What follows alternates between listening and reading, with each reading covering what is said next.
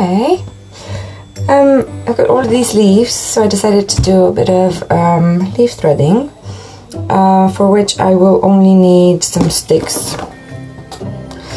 I've got some scissors, and I've got 2 string type things, and like various shapes and sizes of leaves.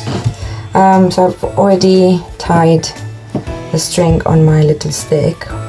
I chose a little thinner one because it will go through the leaf easier.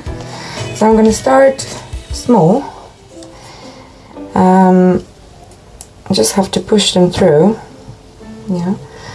And this is my first leaf.